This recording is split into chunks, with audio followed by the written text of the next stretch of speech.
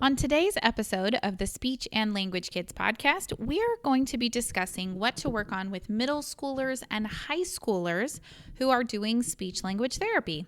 So, welcome to the podcast. My name is Carrie Clark, and I am a speech language pathologist, owner of Speech and Language Kids, and the creator of the SLK curriculum. And this is a question I get a ton. I feel like there are a lot of resources out there about how to work with little kids, how to work with non-speaking kids. And when we get to this level of middle schoolers and high schoolers, it gets a bit more, I don't know if complex is the right word, but different.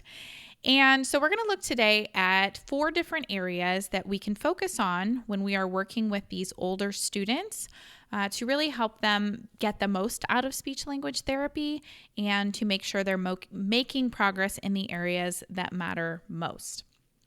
So the first thing that we want to do when we're working at this level is we want to make sure that we are focused on really looking at the real world impacts and what is impacting their ability to live their best life. And so this is going to look different for every child, obviously, just like all of our therapy. But there's definitely some themes that we can look for. Now, I'm going to give you some common ones, but keep in mind that if you have a middle or a high schooler who's working at a much lower level, then their therapy may look more like elementary therapy or even preschool therapy, just depending on their developmental level and what types of skills that they are needing extra support in or what their strengths are.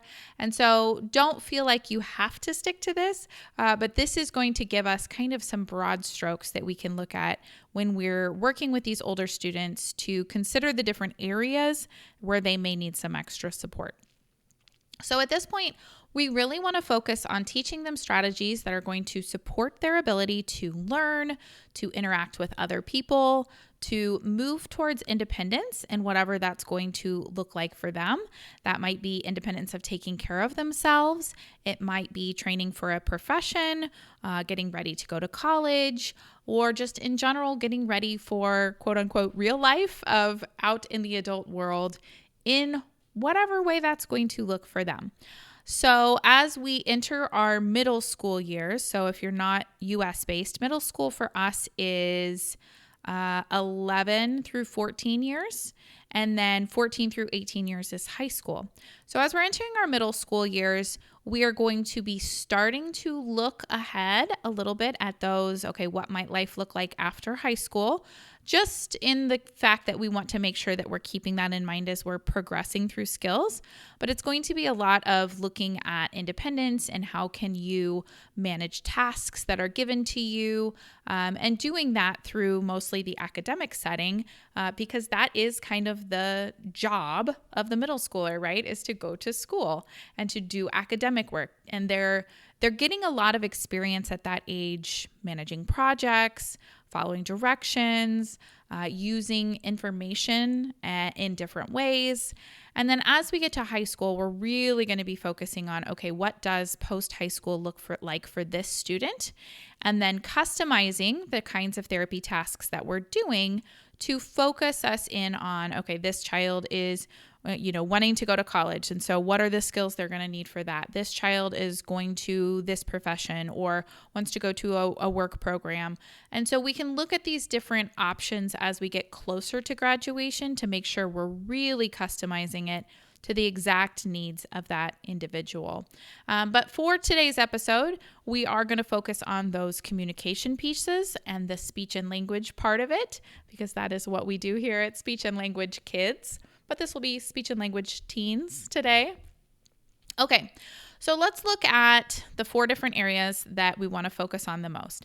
So the first one is executive functioning. And so if this is a new term to you, executive functioning is all of the skills that we need to use in order to manage our time, manage our day, and manage ourselves. And so these are the skills that we need to organize and plan and control ourselves, to set a goal for ourselves and accomplish it, or to do tasks that others have set for us. All of those different skills that go into that are considered executive functioning. And these are an area where our neurodivergent children children with autism, ADHD, communication challenges, or just communication differences. All of these children tend to struggle with executive functioning, not exclusively, right? Not every child who is neurodivergent is struggling with executive functioning. But as a whole, this is definitely an area where we see a lot of challenges. And so we definitely want to make sure that we're examining these areas and making sure that the student has strong skills in these, because these are things that we can teach in therapy and that we can support in the classroom and at home. Okay, so executive functioning skills, some examples of those are working memory, which would be holding on to information while processing it or using it. We look at cognitive flexibility, which is our ability to handle unexpected changes. If things don't go the way that we thought they were, can we adapt? Can we move on? Or do we get hung up on that? If people disagree with us or think something differently than what we think, does that totally shut us down? Or are we able to handle it? The next one is planning and organization. So this goes into planning your daily tasks, but also planning long-term assignments, any of those kinds of skills. We also look at task initiation, the ability to start a task, even if it is not our preferred task. Follow through, being able to stay focused on it long enough to finish it. And self-monitoring, knowing when we have lost our attention or we're not doing our best work, and being able to self-correct. And then also included in executive functioning is emotional regulation, and all of the pieces that go into helping ourselves stay calm and regulated, to support communication, to interact with others, to get through tasks that are maybe hard or non-enjoyable. And so all of those different pieces go together to create our executive functioning skills. So executive functioning is a really good area to not only look at, but also to plan some therapy strategies for. We do have inside the SLK curriculum, we do have an executive functioning screener quiz where you can take some questions about a child or teen, and it'll tell you what areas of executive functioning they are strong in and which they could use some additional support. So that is over at hub.speechandlanguagekids.com. All right, so that's executive functioning. That's definitely an area we want to look at with this population. Now, the next one is our communication as it relates to academic tasks and learning. So when kids are little, we are using language mostly orally, and we're teaching them to read in those preschool, kindergarten, first, second, third grade-ish. Once we get past that, upper elementary, middle school, and high school, now we're using language and reading to learn. And so at this point, they need to be able to use written language and language that they hear orally presented in class, in lectures, in conversations, in class discussions. They need to be able to take all of that language, put it all together, be able to understand it and synthesize it, and then spit it back out in some way to demonstrate their knowledge, whether it's through written text and written assignments or orally. Maybe they're having to participate in a class discussion or have a conversation with the teacher about what they understand and know. And so all of the communication pieces, the speech, the language, all of that works together to help them learn and acquire knowledge and go down these academic paths, right? And so at this point, we want to look at the different areas of communication and see which ones are impacting them. Where do they have challenges that are preventing them from progressing in those academic tasks? It might be that they have some speech sound errors that are making it hard for others to understand them, so we can work on those. Most of all, we're looking at a lot of language at this point. And so things like vocabulary are really important. But at this point, we're not teaching them specific vocabulary words, right? When they were 5, we had to teach them specific words. Oh, this is what sticky means, right? At this point, we can't teach them every word they were ever going to know.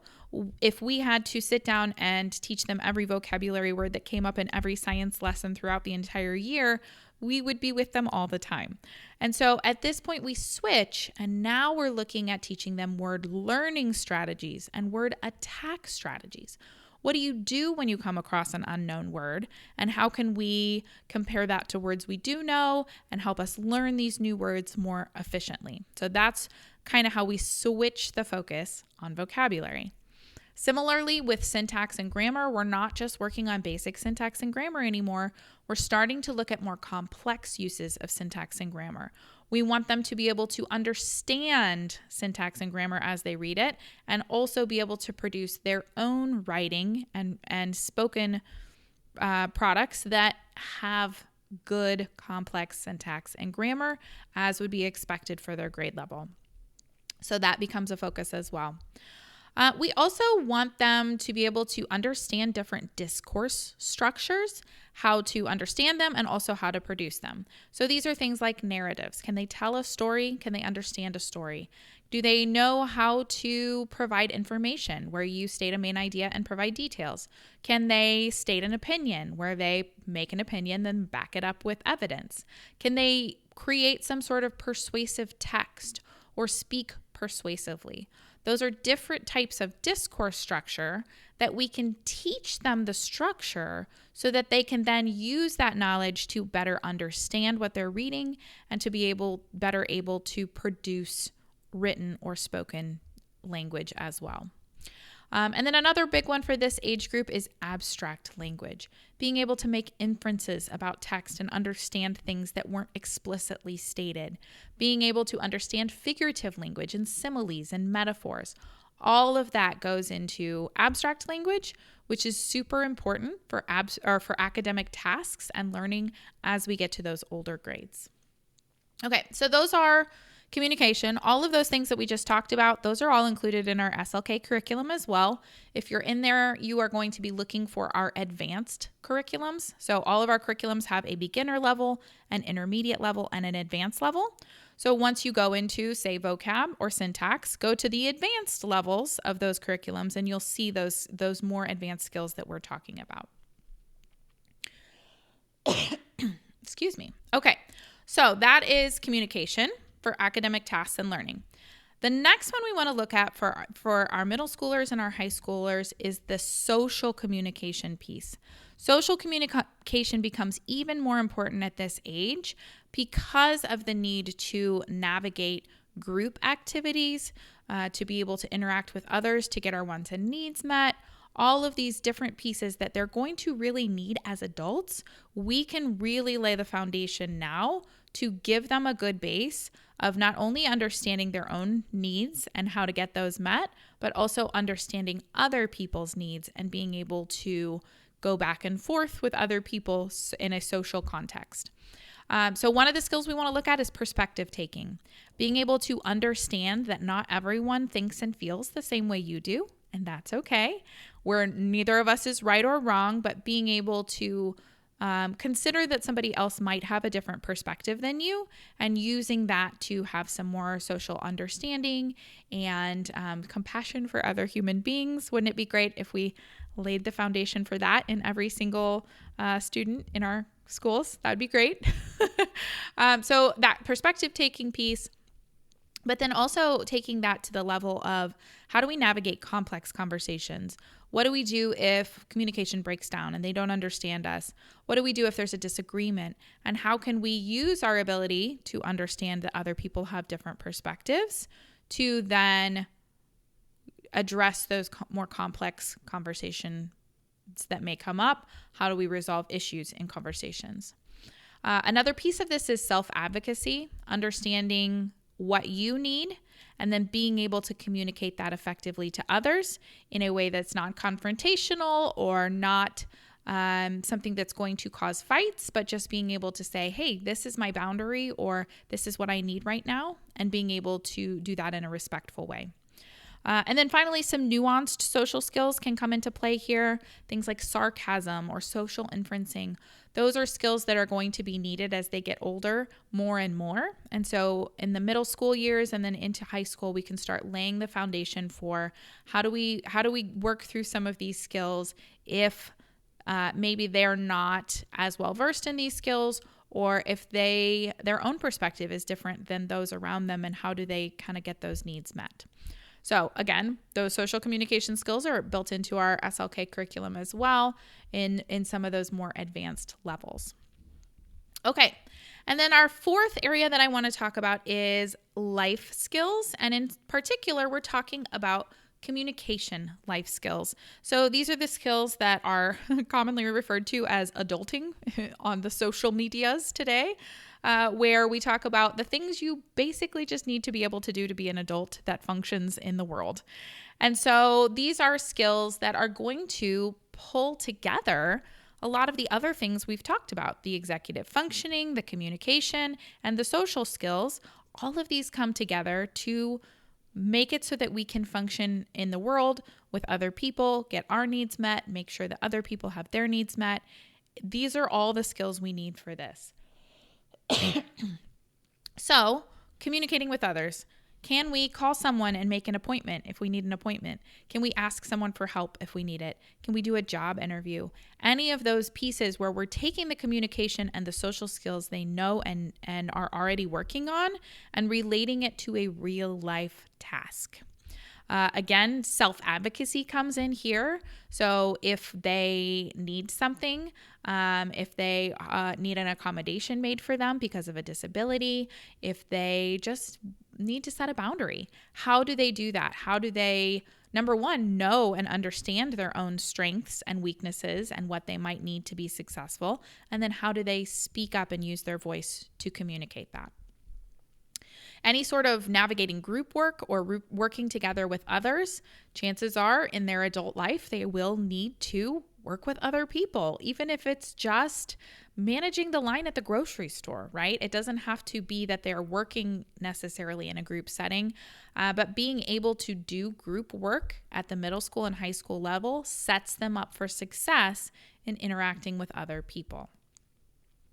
We also want to look at their ability to set personal goals and manage those, time management, being able to get to things that you need to get to on time, remembering your appointments, all of those kinds of things, organization.